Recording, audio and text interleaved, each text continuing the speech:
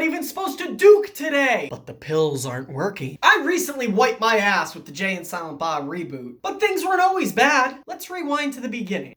That's right, we're doing Clerks, the independent film debut of Kevin Smith about the life of a convenience store clerk. Wacky customers, slacker convenience store clerks, stupid questions, necrophilia.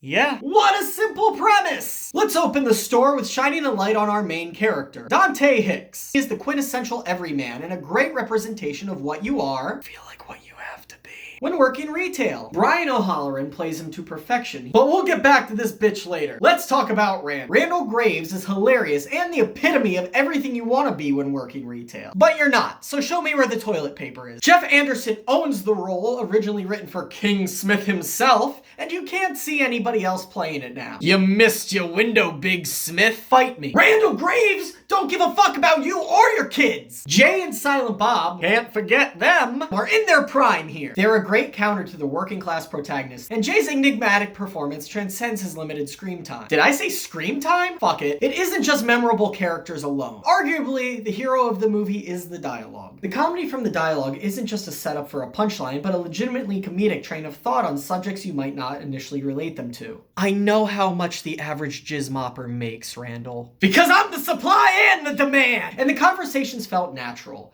And this might be commonplace now, but in the 90s it was groundbreaking. The comedy not only derives from what's being said, but this is what your characters are thinking about as they pass the day. And this is where the movie has that relatable appeal. This is how people will talk, and this is what people will talk about when they're trying to pass their time at work. Trash Johnson and I typically talk about stuff like this when we are knocking off a convenience store. Talk about life imitating art! But before I go 37 dicks deep on this movie, there are problems. Circling back around at Dante, while he is an everyman and his plights are relatable, he himself is unlikable. He whines the entire fucking movie, he's abrasive to customers, and every decision he makes is the wrong one. This is of course by design, but if you find yourself hating the main character the entire movie, it might turn off viewers before the payoff. There are issues on the technical side of things, but I'm filming from a stolen phone on my Duke throne, so I'm not exactly gonna sodomize him over long takes. This movie is a treasure and a trailblazer, and even though it wasn't the only one, it did start to dissolve the wall between nerd culture and the mainstream. A great introduction to independent movie making. For as much as I don't recommend Jay and Silent Bob reboot, I can't recommend Clerks enough. Who put gum in my asshole and why does it smell like shoe polish?